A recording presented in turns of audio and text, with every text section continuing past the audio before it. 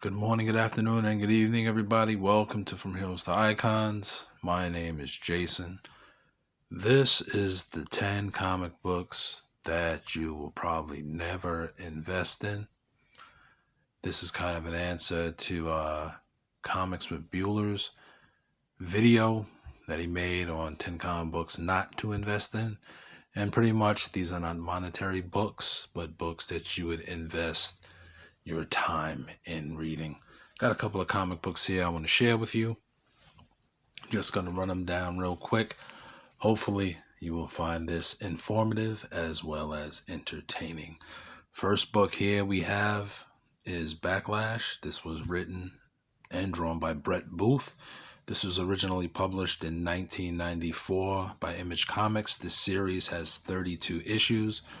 Most likely, you can find it in trade paperback. I do not know if it was re-released digitally yet, but definitely a great book to have if you enjoyed any of that old school Image stuff.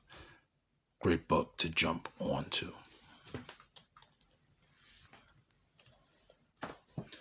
Next up, we got another oldie but goodie. This is Superboy Volume 3. This is written by Carl Kessel and Tom Grummett. It was originally published in 1994, obviously by DC Comics. I think I only have the first 50 issues of this, but definitely some of the most well-written and well-illustrated Superboy comic books out there. Kinda can't steal my favorite Superboy. Got like one or two important notes in this, but when this book came out, it was right after the reign of the Superman or whatever, but definitely one of the better books, and you can either find this in a trade or omnibus.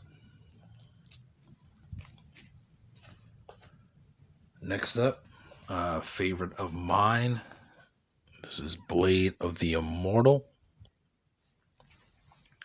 This is written, created, and drawn by Hiroki Samura. Originally published through Dark Horse Comics in 1996. This series has 131 issues. Definitely one of the greatest samurai books out there ever, to tell you the truth.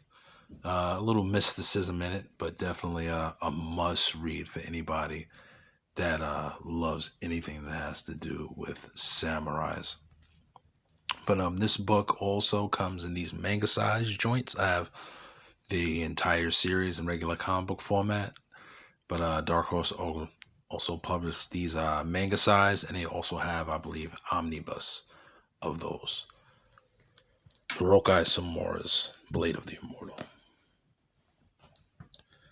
Next up, we got here a book that probably nobody has, and that is Negation, published by CrossGen Comics in 2001. This series is only 27 issues due to the fact of CrossGen's closing. It is written by Mark Waid and art by Paul Pelletier. This book here pretty much grabs one or two people from different parts of the entire CrossGen universe and plops them all into like a Star Trek war setting. Pretty dope. Some of the best artwork Paul Pelletier has ever done. Love it to death. And yeah, Tony Bernard also wrote on this book. Super dope. And I believe that book is in trade, but if you can't find it in trade, you can most definitely find the books for super cheap. Next up, couldn't have a list without my boy John Byrne. John Byrne's and X-Men, published by Dark Horse Comics in 1992. It's the year I graduated high school. This original series consisted of 30 issues. Written and drawn, of course, by John Byrne.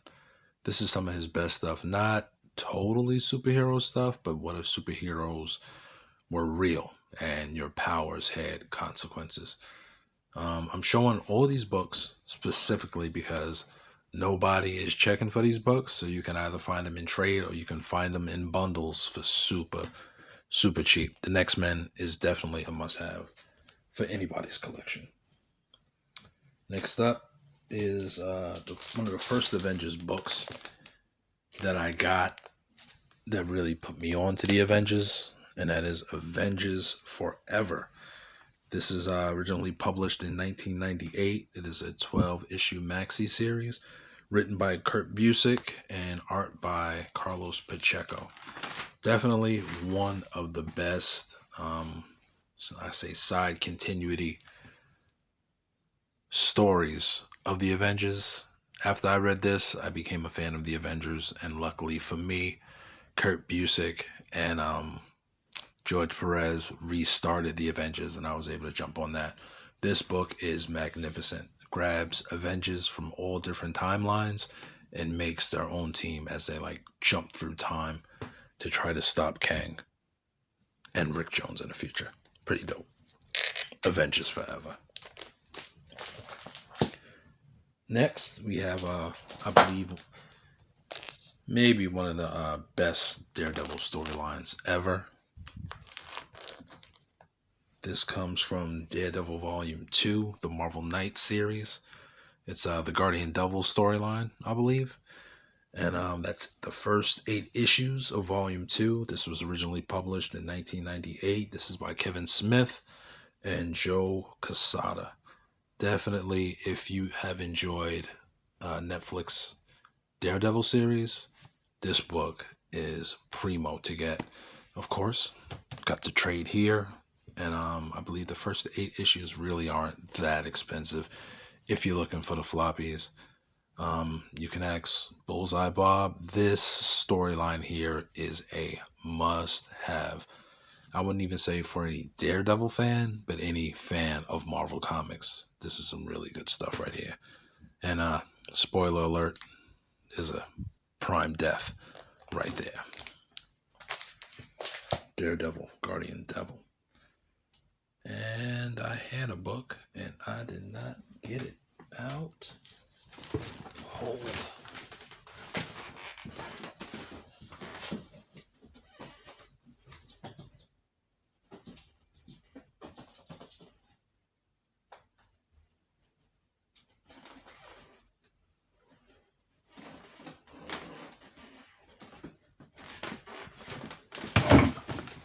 Alrighty. Don't mind the noise from the roof. Next book, Astonishing X-Men Volume 1. This is part of the Age of Apocalypse storyline. Sorry about the delay there. Sometimes I feel like a nut, sometimes I don't. This is only 4 issues. It was originally published in 1995, written by Scott Lobdell and art by Joe Madureira. Definitely one of the cheapest storylines you can get. And you can buy all the Age of Apocalypse stuff in trade paperback, but these floppies are super cheap. You can either get them for like $1, $2. Definitely pure fire by Joe Mad. I wouldn't have it any other way, to tell you the truth.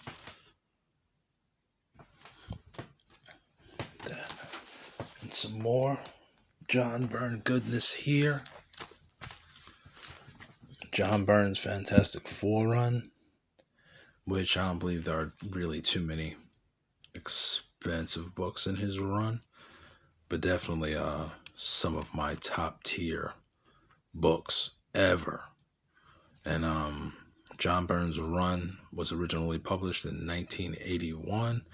Of course, this series that he did, he wrote and he drew it. It was 61 issues that he did, and it is available in various trade and omnibus forms. I believe this visionary series that he had was maybe like 4 or 5 volumes or something like that. Definitely the best of the best. John Byrne's Fantastic Four run. And the last book I'm going to show today is from DC's New 52.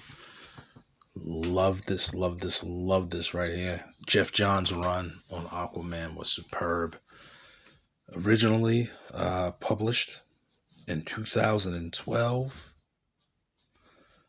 Jeff Johns, Ivan Reyes, and Paul Pelletier. I only collected the first 40 issues of this. Magnificent. If you ever thought Aquaman was soft, get this run. It is super dope. So there are your top 10 books not to invest in. I hope you have enjoyed this video. I will catch you at the same bat time and at the same bat channel. Peace.